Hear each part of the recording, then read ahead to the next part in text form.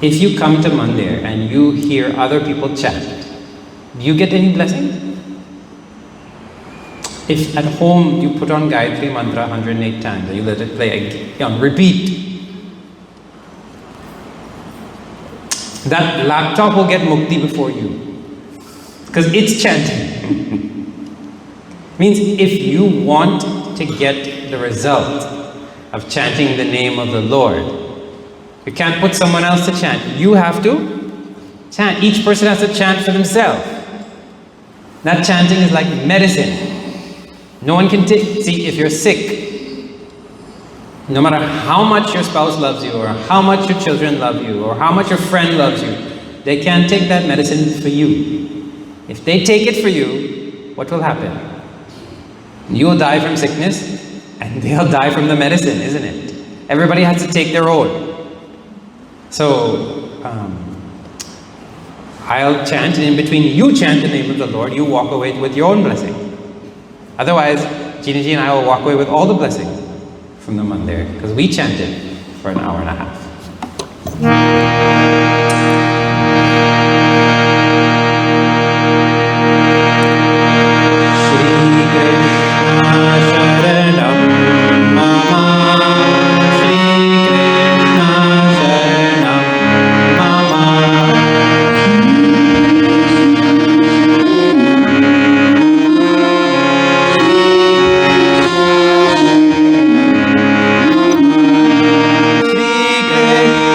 Sharanam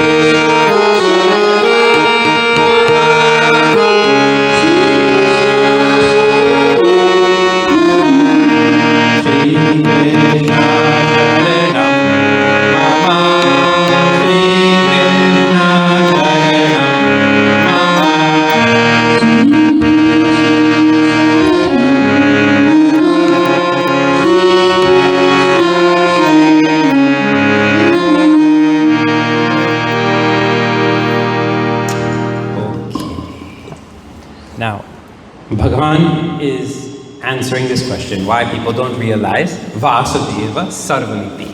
Bhagavan is everything. This is what he's answering. And he gives a very simple reason. What is it? Well, people approach Prapadyante Anya Devataha. They approach other forms of the Lord. Now, this is a peculiar word he's using. Oh, he just said he is all things. Then he says people approach other forms of the Lord. So that might raise a question in your head. It may not also. I'll raise it later, don't worry. Right?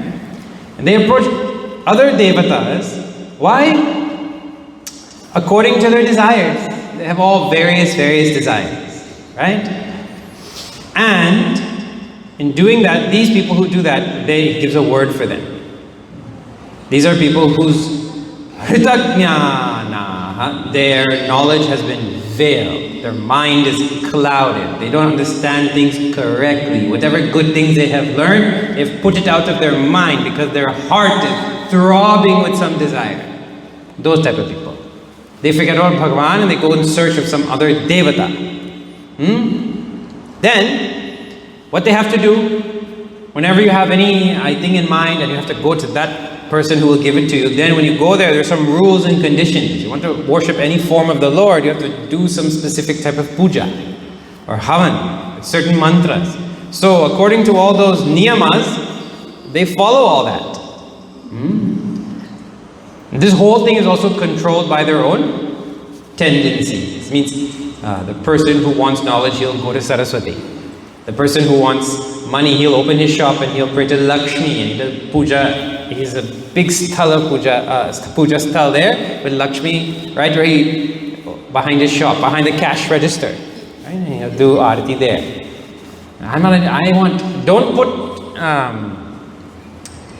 Don't put Lord Shiva there, you know. I don't he who causes dissolution. No. Put Lakshmi. Right? So people have something in mind they want, so they find that devata and they worship. Or having big problems in life, okay, worship Ganeshji. Yeah, he removes obstacles, like that. Correct? So, those people who belong to this tradition, they do that. But whether you belong to the tradition or not, everybody follows this rule. If there is, other devatas can be defined as those with some kind of limited power. Now there are ordinary people with limited power or not? Some minister or rich man, or in today's world, some influencer online. If some influencer online were to walk in here, who has 100,000 followers in Guyana, I don't know if there is such a person. All the young people, like if Mr. Beast were to walk in, young people know who that is. Well, forget Bhagavan, satsang and everything, Now everybody will go and come sit beside me. And see, whenever anybody great comes, whoever we consider great, like the president, somebody in a position of power, or influential, or the businessman for the area, or whatever, famous person. When they come, what do? First you offer gifts, especially if you want to please them. You give them a gift. That's no different than when you meet Bhagavan, you also do some offering. Then you also have to follow some kind of celebratory occasion to celebrate their presence. Come over for tea and I will do a whole bunch of things, and hospitalities, I will give you so many hospitalities. And show puja we do for them. We come, give them a seat, give them something to drink, have some tea, chat, entertain them. Just like Bhagavan. Why? Because we hope that by that they will, I will get something. In the end, I want something. Even if I want to just take a picture and tell all my friends, look who came to my house. Amitabh Bachchan came to my house. And he said, my chai is better than your chai. He said, the best chai in Guyana, or something. Whatever, right? Best pera he's ever had. Me and Amitabh, and he has one in his mouth like that. Well, you frame that thing, because that gives you a sense of whatever, importance. So, the idea here is that when we have some desire, we find some devata who we think, some means, and we go and we Here the language is worship, but that's what everybody does, whether you worship, call it that or not, like that. And leave that also, the scriptures reveal that instead of worshipping Bhagavan, we also worship other devatas in the form of our senses. This is how they portray things. We worship our eyes by feeding it nice screen time. We worship the ears by giving it nice music to hear. Now, not everybody wants to listen to the bhajan. According to their own tendencies, they'll put on that music. Correct?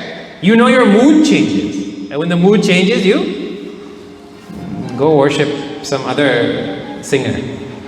Not Anup Jolota and Hari Om Sharan. Somebody else. Right? Like that. So this is what people do. Now, this idea will... Actually, there's a lot to say about this, but let's see. There's a whole series of 3 verses. Now Bhagavan says, then what happens? They worship the devatas, then what happens?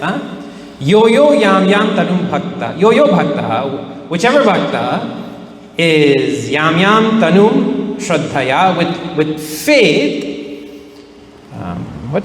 Architum ichhati. Whichever bhakta with faith. Get a cramp in my foot there. Hare Ram.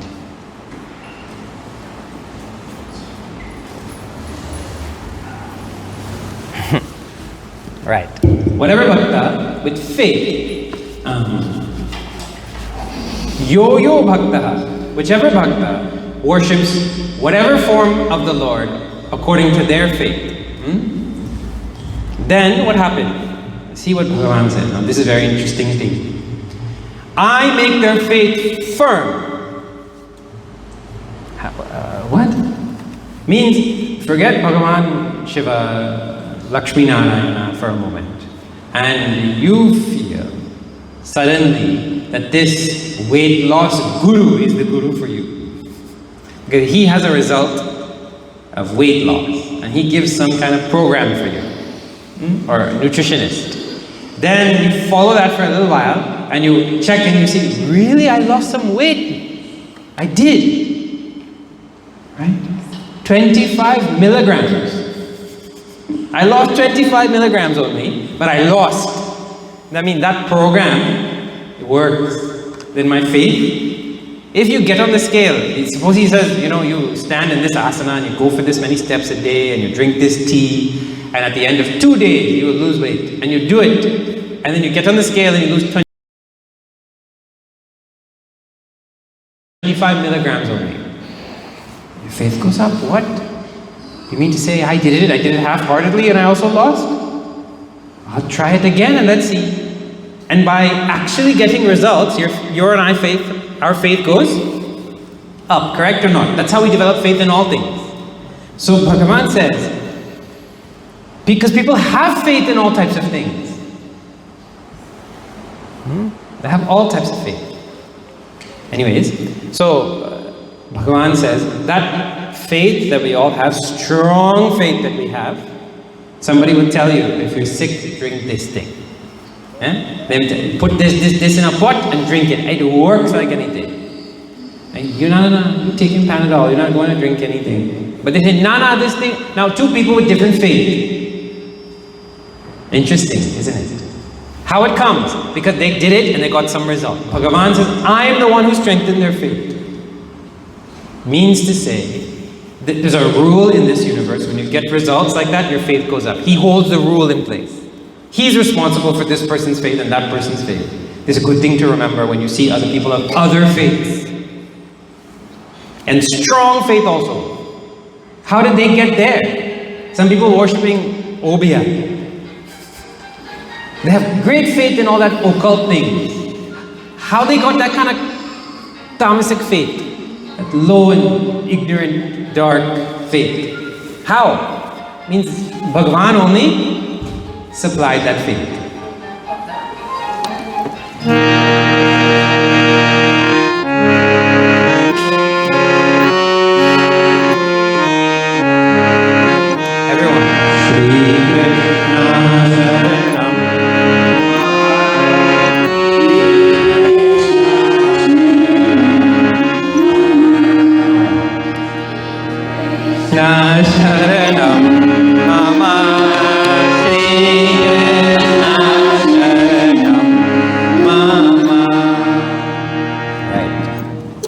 Then Bhagavan adds something now.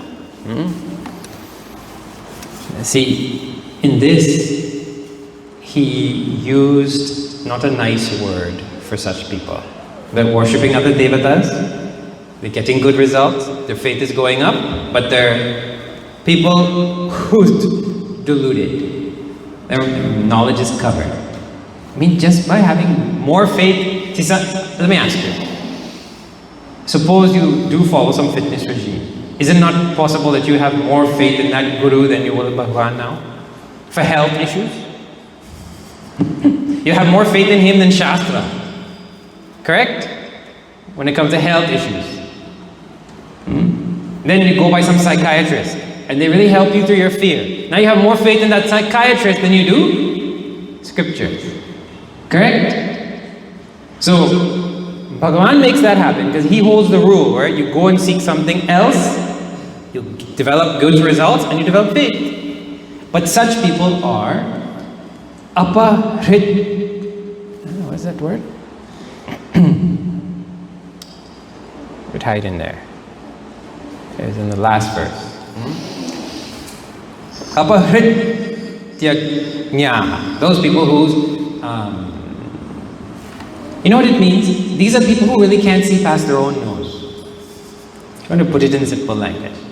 Means, like, you know, when it's really dark and if your headlights are not on high beam, you really can't see past the nose of the car sometimes. And it's really dark or foggy or something.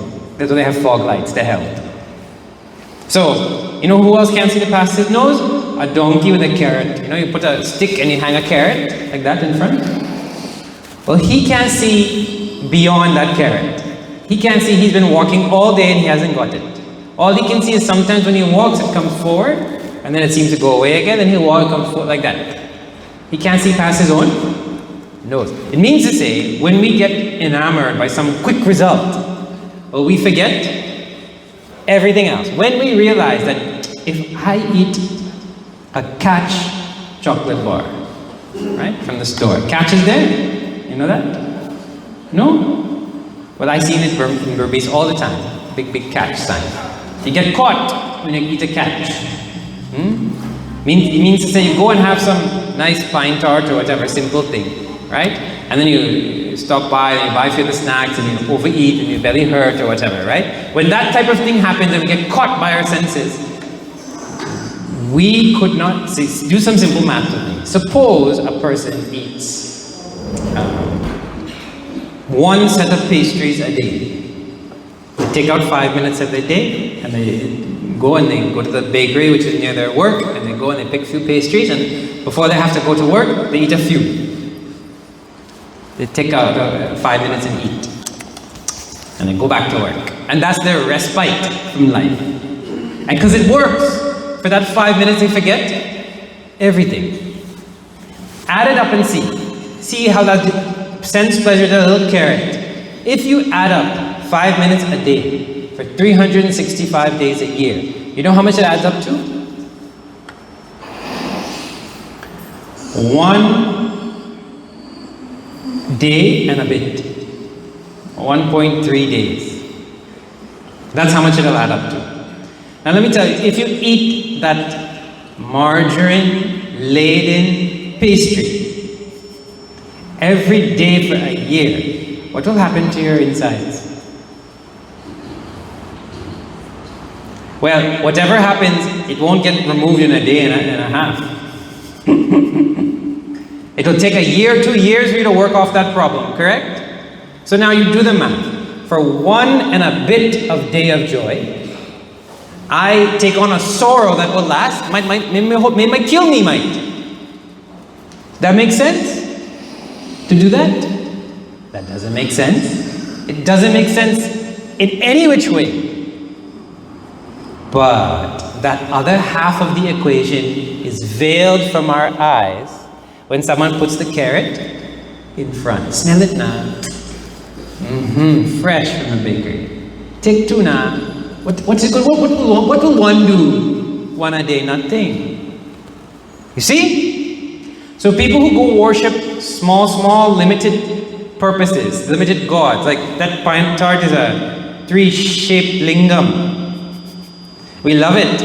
We set up our nice anya, we get ready to eat it, you know, we sit, don't bother me when I eat my pastry, you know, I put my coffee, my tea. We don't enjoy our oven that much. As much we enjoy our, that kind of thing. Whatever you worship, be it sense pleasures or rich people or different devatas, that type of person's mind is like that, diluted. Then Bhagavan adds one more point here, which we chanted already, right? Sataya Shraddhaya Yuktaha, that devotee, along with his strong faith now, what do you think he does? He goes on, Radhanam Ihate, worshipping that devata. And then what happens? Certainly he gets results. Labate Tataha, from that devaha. It means he gets the satisfaction from that pine tart, he gets the Ganeshi removes his obstacles, whatever happens, right? He goes on Tirat to remove some problem, he comes back with a solution, like that. Then Bhagavan adds such a nice, most powerful line. This is what I want you to see. Mai eva vihitan hi. He gets that result because I make it happen. Huh? That pine tart gave me joy. That rich man connected me with somebody else so I could make a deal. Lakshmi made sure that my business's first year was successful. People think like that, right? I'm not saying it works like that, but people think like that. That whole thing happened because Bhagavan made the connection between your action and the result, is what he's saying. He makes it happen. So, we are worshipping the pastry shop. We are worshipping the minister. But Bhagavan is the one delivering the result. This is what he's saying. Really, it is me who makes everything happen in this world. Now, on the previous nights, we explained this thing in detail, how all that happens, right? But just to give you an example, like, suppose you're there and you're in the ministry and you sign things. You sign checks. Suppose that's your job. Oh, so many checks are going out now, right? Well, especially when it's not in the modern, they have paper which proves it's come from that company and all. So with simple paper, you want to say that this came from the company. Not only do they sign, but they also stamp. Have you seen that? Company stamp is there, official stamp. And if you take that piece of paper without the stamp to some office, they say, the bank will say, nah, I need a stamped copy from the corporation or whatever. You know what I'm talking about? Right. So one man's job was to sign. And he felt, well, I have power and authority. One day he showed up to the bank with the signed document.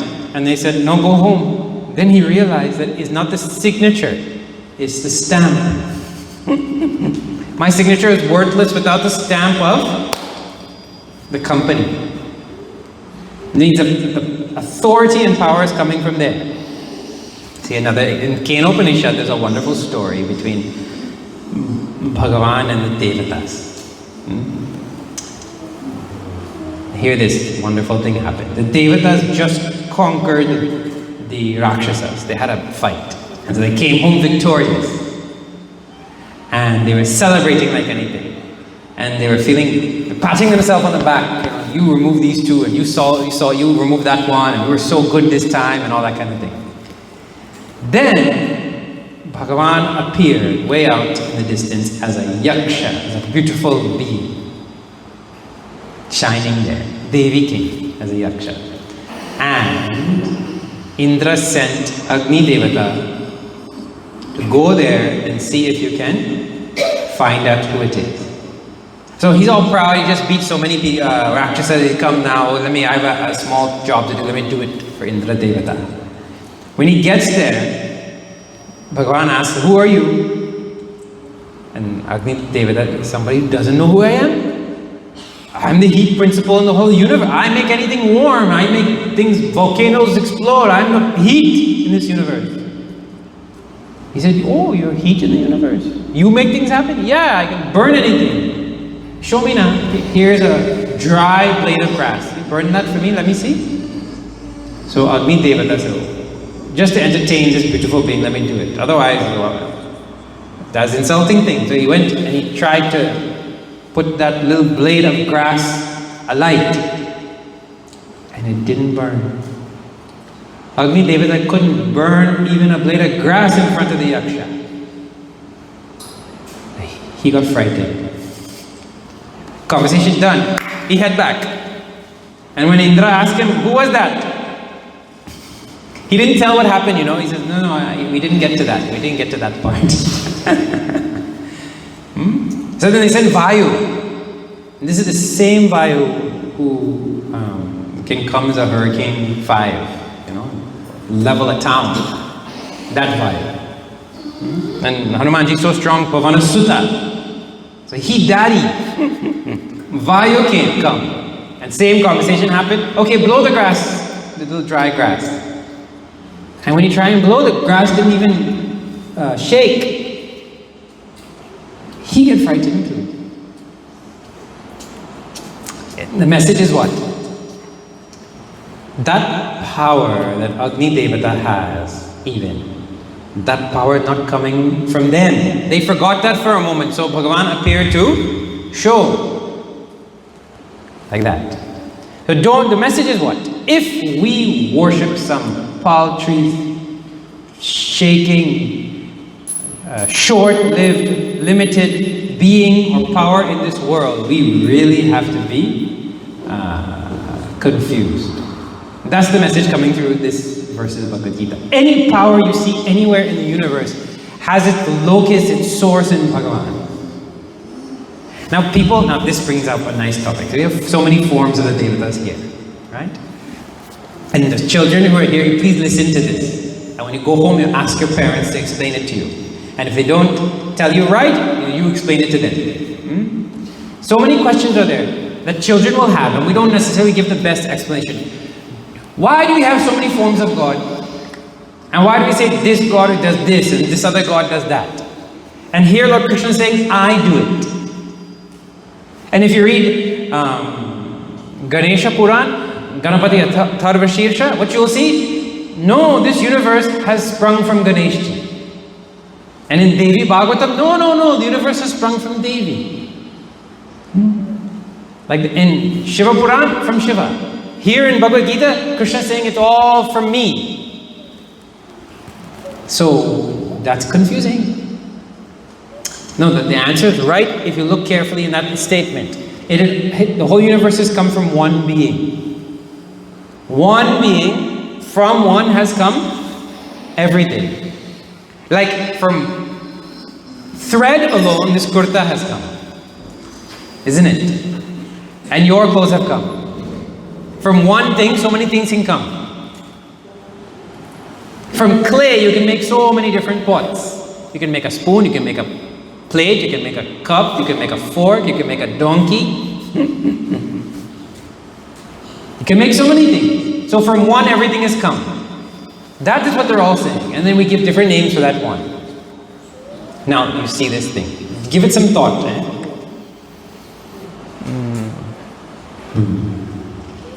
You see this in ordinary life also. Right? Look up at the light. Light is powered by what? Electricity. Then I'm feeling the AC. AC is powered by electricity. This microphone and the box powered by electricity. Right? Now, see one thing. So, electricity is cold because when electricity comes with the AC, it comes out cold. The power that makes the coldness, see, go carefully now. That, if you know how that works, and I just have a general idea how the AC works, right? There is a gas inside the AC, right? You know when the AC goes bad, you have to sometimes replace the gas. The gas itself is not cold. Inside, there's a compressor. And the compressor compresses the gas and that makes it cold, right? And then there's a fan. And the fan is spinning and it pushes the air through that cold apparatus and sends it out, correct? So somebody asks, what's powering the AC? You will say, well, the gas. Well, what makes the gas cold? Well, the compressor. Well, what makes the compressor run? Well, the electricity. So now is it electricity is cold? Well, yeah, well, it can make cold. Without it, that AC box is useless. There's no cold that will come. On its own, nothing. Okay. But then, how is it so electricity might be cold? Well, everybody knows that's wrong. Now, next thing. Electricity is loud or silent? But this whole system is totally silent unless you plug it in. And when electricity runs through it, then it becomes loud. Electricity is bright or dark? But when it goes to the bulb, it becomes bright. So one power is called light, is called cold, is called sound, when it works through different equipment. That's a fair statement? One power through different equipment, you get different expression like that. Totally different. Cold and sound are so different, but they have one source. You know that? You also have the same thing going on. You look carefully. Right now you're sitting, but you have within you the power to walk, right? You're listening, but you have within you the power to talk. When you're listening, we give you the name listener. When you're talking, we give you the name speaker. As you are right now, if I call you a speaker, you say, what, you're using the wrong name, man. I'm not a speaker, I'm a listener. So you have these powers in you, and we give you different names. We give electricity different names. Light, sound, cold, hot. We give it power different names. We give you different names, because you have different powers. Like that. So too, we give Bhagavan different names when he expresses as different powers. Now see something else. You following me so far? See something else. To understand this principle a little further, the great rishis like Swami Chinmayananji, whose picture is here, gives a wonderful example. He gives a wonderful example in English so we can all understand. Right?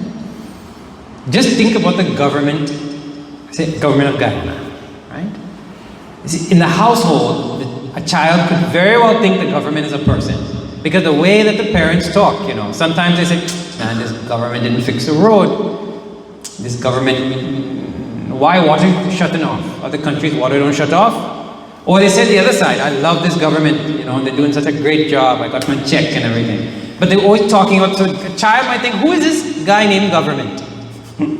Who is he who didn't fix the road? So then they might ask, Mom, whose government that you guys are complaining about all the time?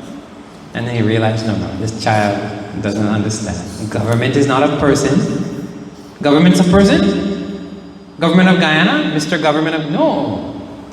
Oh, can you say the president is the government? President is not the whole government. President alone without all the ministers and all the people to enforce and all the civil service is nothing. He's not the whole government, although he's the head. Right? Okay, I understand. Now see this thing, another thing. So the government is where? Where is the government? So the child's asking me, oh, government's not a person. Where is the government, Mom? So you might say that government is in Georgetown. But is it correct? Government of Guyana is in Georgetown. Government of USA is in Washington, D.C. Government of Canada is in Ottawa. Government of Trinidad is in Port of Spain. Is it a correct statement? No. That is the place where you might go to find a lot of the offices and the ministers, although when you go there you won't find them because universally the ministers are not in their seat. Anyways. If you're way in the interior, can a policeman stop you for going past the stated speed limit? Yes. But once you cross over to Suriname, can a policeman stop you? A Guyanese policeman? No. The powers and rules of the government extend all pervasively across the land. Whether there is a policeman there or not, a minister there or not, everywhere that is in the borders of Guyana is the government of Guyana's jurisdiction. And that's where its rules pervade. You can't see the government, but it is present. Correct? You can't see it, but it is there. Now, in order for the government to enact all its rules and all that, they put in place ministers. Right? This minister is of housing, of water, of electricity, of sports, of culture, whatever. And they're responsible to see that these rules are enacted. The minister is a powerful person or not? Who said, yeah, he's powerful? Raise your hand. Minister is not powerful? You don't like the ministers here in this one there, what? Minister is a powerful being, correct or not? Policeman is a powerful being or not? Compared to us. Well, yeah. But see one thing, right? If a policeman stops you on the road, but he's not in his dress, and he's not wearing his hat and all that kind of thing, he's not in uniform, he has any right to stop you? No. So on his own, is he a powerful being? No. Where he gets his power from? From the government. He is imbued with that power, like the signature was imbued with the power with the stamp. You get that thing? The minister is not a powerful being. When he goes home, or she goes home, you know what happens. The house does not say, okay, honorable minister, welcome home. The house says, you donkey, you forgot to lock the gate. I mean, you leave all your ministerhood at the office and they treat you, when you get home, definitely the child wants to treat you like a donkey. Dad, come on all fours. I want to give you a ride on your back. You come down on all fours. So the big minister gets down on all fours and puts the child on the back end. So what happened to minister? Means to say when he is in the position given to him by the government, he gets his power. Correct? What I'm saying is fine? Say, nod like this. And then I can go on to the next point. Like that. Just like that also, one all-pervasive Bhagavan, which has no location and you can't see it like the government, that empowers different beings with different roles to enact different laws in this universe. They have all various devatas. Ganesh, okay, you see about all the ganas, and you see about obstacles, and Varuna you see about waters, like that. Different ministers, if you will. So this is one explanation that is there. Now, I'll tell you one other thing. This really helped me the first time I heard it, when I was a younger person. You can understand any one of these forms of Bhagavan from 4 or 5 levels. How many levels? 4 or 5. They're all information for you. Right? The highest level is Bhagavan is that stuff that makes the universe. He's the fundamental material. He's the source of all power. He's like the government, all pervasive, unseen, but imbues everybody with power. But he's a live being. The government is a live being also, created by the will of the people and all that kind of thing. Okay, second level now as Lord of the universe. Now, see, I saw a TV show, a TV snippet from Trinidad, and somebody who was not Hindu was interviewing various famous pundits. And it was around some festival time, and they were confused. They were asking the pundit, which one of your gods is the great God? Who's the supreme God? And so those pundits were giving different answers. Maybe if they're from this mandir, they'll say Lakshmi Narayana, or Ram, or Vishnu, or Shiva, or Brahmaji. They were giving different answers. Now think about how that looks to the public in Trinidad. Even these big pundits don't know who is what to call the Supreme Lord. But the word in Sanskrit for the Lord, Supreme Lord, is Ishvara. That is the name. Say that, Ishvara. So the name in technical language we give to that reality when he's Lord of the whole universe is Ishvara. And we attach it to Maha Ishvara, Maheshvara. Like that. Ishvara is the same Ishvara when it attached to a word. So we call that second form, Lord of the whole universe, as Ishvara. Then that form of that Lord, this was, I think this final example will make it clear. See this thing. For Mother's Day in Toronto, one girl made a slide. You know, they were presenting their moms at the ashram in Toronto. And she made a slide for her mom. And her mom was a dentist, and a gardener, and a cook, and a handy person, and all that. So she had put different pictures of her mom doing different things in the house, you know, all on one. You can imagine all these squares on one, like you paste them. So one, the mom has that COVID mask on, and a headlamp, and she's holding that dentist tools like that. You can just see her eyes, right? In the next one, she has that big round hat. You know when you do gardening? And she's wearing gloves and she's holding spade. In the next one, her hair is messy and she has some flour on her face and she's wearing an apron and she was like Bailin Roti like. In the next one, there was her college picture. So she's wearing the college hat and the college gown and she's holding a certificate. And one was with the family. So many different photos. Right? Now, how silly would it sound if a child said, you know, Mom, I gave you your Mother's Day gift when you were in your work clothes when you came home. But then you changed into your home clothes, and I wonder if my home mom received it. Did home mom receive it or not? That child is getting lost in the clothes. When that mother has to express her power to fix a tooth, she takes on a different dress, she holds different things in her hands, she looks a certain way, and she does a certain power. That one is not going to express gardening. When that same mother now has to go to garden, she takes off that dress, she puts on this other hat and these other tools, and she does what she has to do. When she needs the discipline, well, she looks different, her hair is different, the bilnas in her hand, she looks different altogether, isn't it? The same mother, correct or not?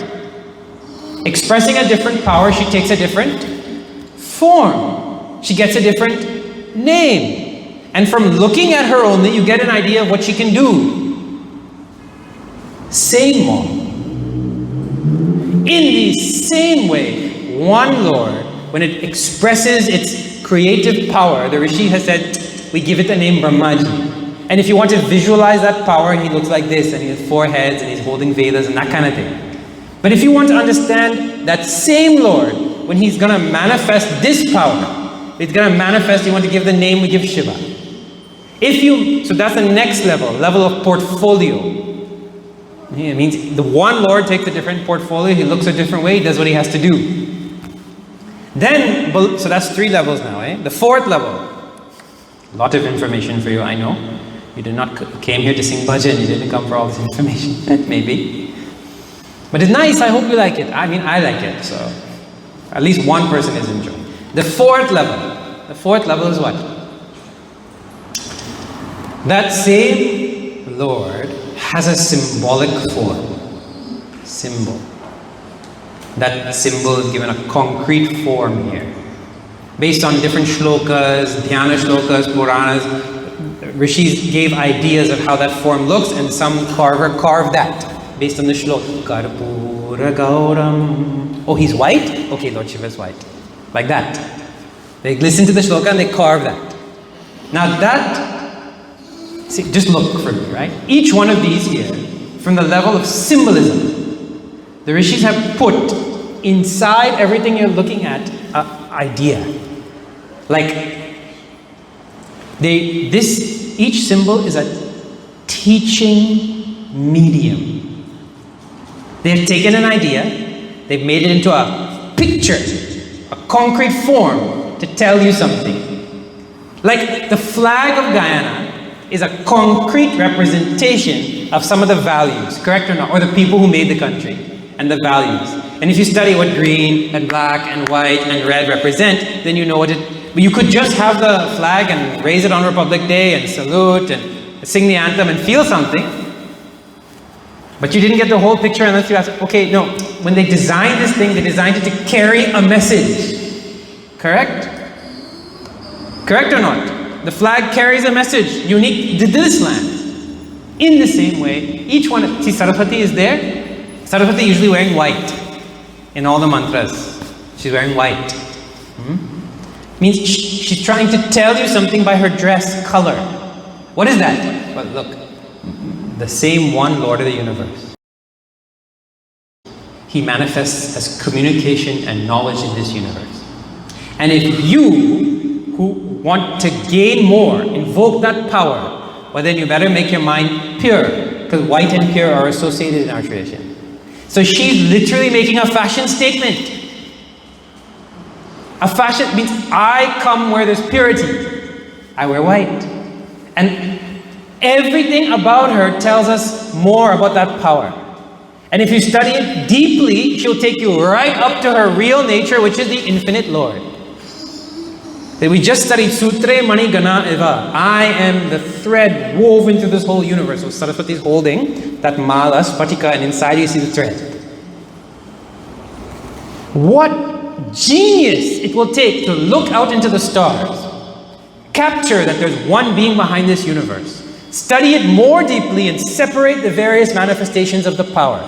Then give that the proper name that can be meditated on. Then also describe that form so anybody could picturize it and one day come to see it for themselves. And you belong to that tradition. And now, so that's the symbolic form. And then some people criticize it. So you worship in symbols. You're not worshipping God, you're worshipping a symbol. You're like putting a flag and putting flowers on a flag. A symbol only. Say, no, you missed the point. We just said at the beginning, Bhagavan pervades everything. So he pervades his murti also. If he pervades everything, he pervades the murti also. So he's there, he's receiving. Not just symbolic. Then he takes avatar, that's another level. Lord Krishna takes an avatar and has a whole history. Then beyond that, of all the avatar, we have a little Ishta Devata. I don't like Venu Gopala. I like Balakrishna. Chubby cheeks and butter on his face. I like that. So now see, I think I listed more than 5. So people from our own tradition get confused. What exactly we have? One Lord manifesting. When he manifests, you can put it this way. One electricity. When it comes as light, it will always have some light bulb. When it comes as cooling, it will always be along with a medium of a AC. Like that. And you know it is there because AC has no power without electricity. So every power in the universe that is there, 33 million forms of God.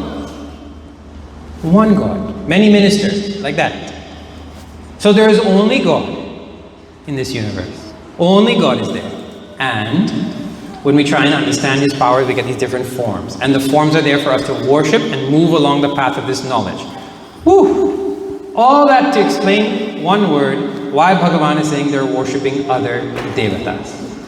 Now, people who usually worship other devatas, they don't know they're worshipping one Lord. They think they're worshipping Ganesh. That's why I said, don't put Shiva here. No. No. How you mean? It's one Lord only. Really? Means if you come to the mandir and you bow only in front of Lakshmi Narayana. Some people feel, well, Hanumanji's over there, and I didn't even cast a look-y wave.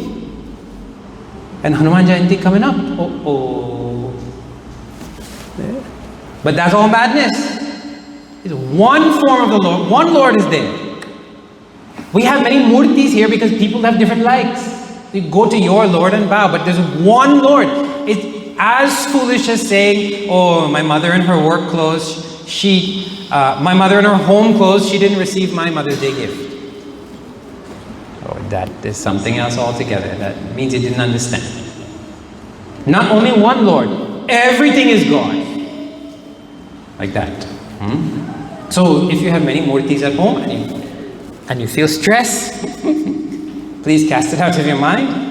Is one Lord there, and all He wants is your understanding and love. Like that. Cast that fear out of your mind completely. Vasudeva Sarvamati, Lord Krishna Himself said. If any thought comes, okay, well, if Hanumanji really is upset, let him deal with Lord Krishna. Because Lord Krishna says, Vasudeva Sarvamati, I am everything. You guys work it out amongst yourself. There's one Lord. That's what I learned from Bhagavad Gita. Like that. Okay. Now, we only did 3 verses. I was supposed to make a 6, and I made 3 runs. We have little time again. Little time is there.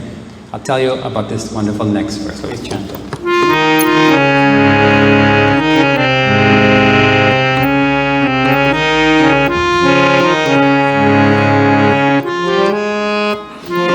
Hare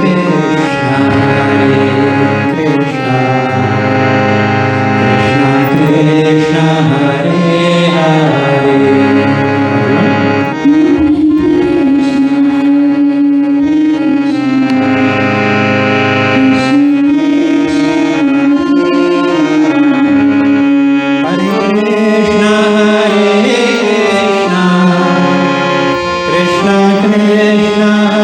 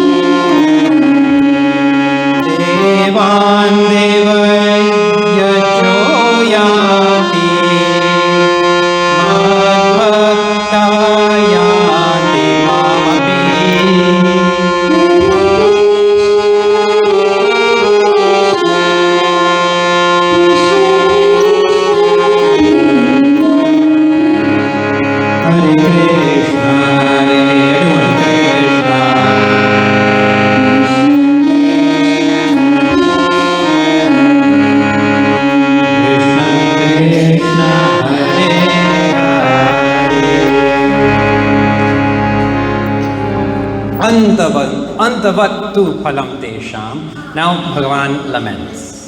And this closes this section here. Adi Shankaracharya writes in his commentary that Bhagavan laments now that the person does like this, and what he gets in the end is antavat. He gets a limited, finite, temporary, fleeting result. He works so hard to please this rich man, or he works so hard to please that minister to get land. He works so hard to get this person to get a contract with that person, and finally he gets a limited result. Like that. Then, and they go and they make friends with the minister. They go and they reach that Devalaya in Swarga, if they worship those devas. They get there.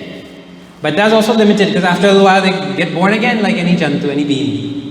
If they had put the same effort, not more, just the same effort, and remembered it was the one Lord of the universe they were worshipping, what would they have get?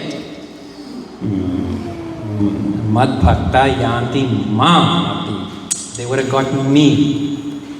I see this thing, Suppose you, like the old time Vedic ritual is to go to Swarga.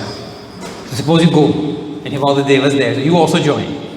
And there you enjoy like anything. Swarga is to enjoy for some time. Then you get born again, and so according to your karma. So you go, means you go on vacation.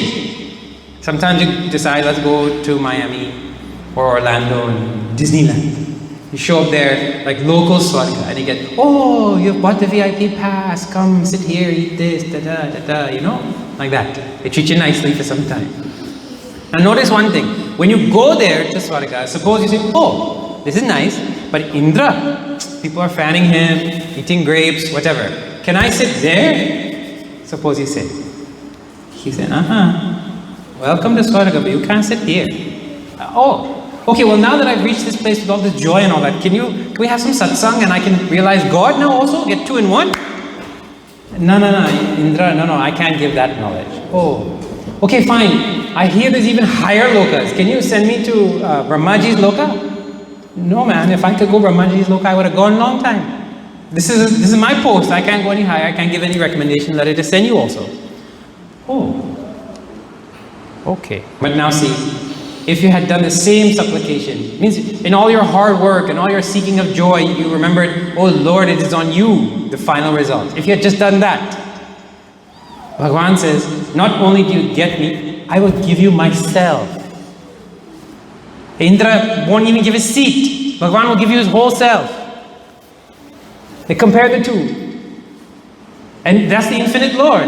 Not just give you his self. He will come and be your servant also. Who's driving Arjuna's chariot?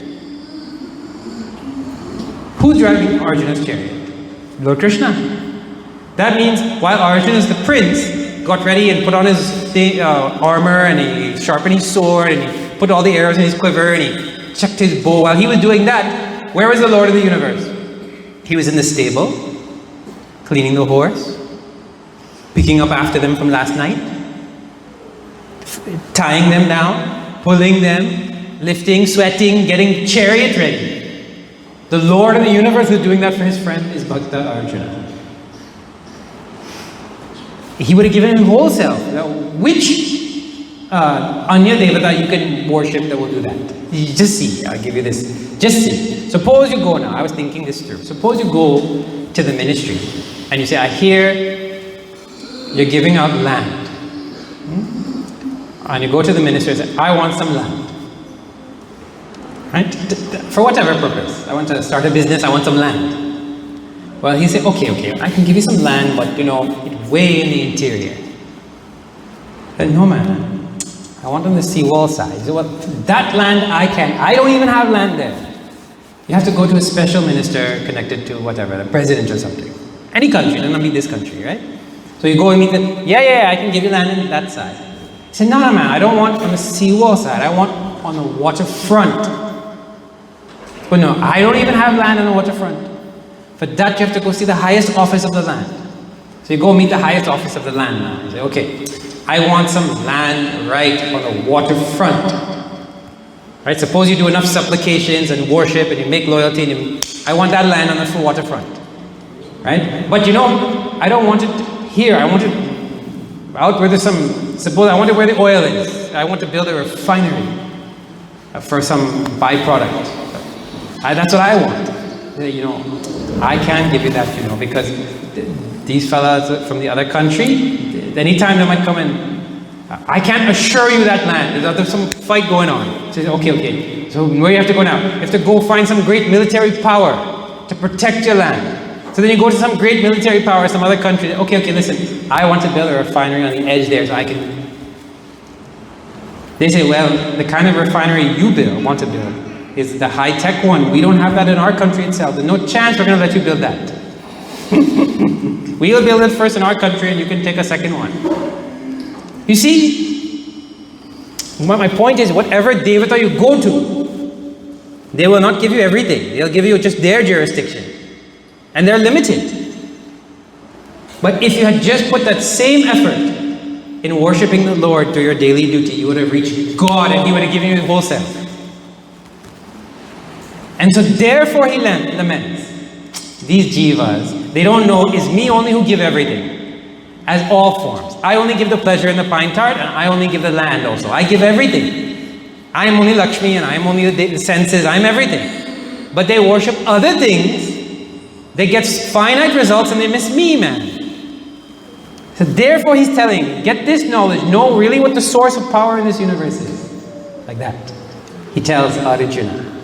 Then, in the next verse now, Arjuna says, okay, that is so good. I don't want to make that mistake again. Tell me again why people don't do it. What you just told me is because they get caught up with their own desires and they get short-sighted like a carrot in front of the nose. And you told me that. But give me more, tell me more now. So he will tell now, okay, fine. I told you about desires. That's like an emotional reason. You get caught up with my emotions. But I'm going to give you a philosophical reason now why people don't look towards the Lord. But I will give you the philosophical reason tomorrow, because our time is gone tonight. Like that. Okay, and tomorrow night's satsang is at Sri Krishna Mandir in Gay Park. And it is happening at 7 p.m. 7 p.m. there. So please, if you can, I mean, we made the drive here. It wasn't so bad. Right? You head out an hour and a half, I think, beforehand, and you will get this nice satsang there also. So please come out if you want to hear, or tell people, over there, if also, to come and see what is going on, what is this Bhagavad Gita all about. Right? Thank you very much for listening so attentively. I did have a suspicion that the door would have caused distraction and all that, but it didn't. Everybody, at least from your face, it looked like you were paying attention. So that was a very nice welcome. I very much loved being here.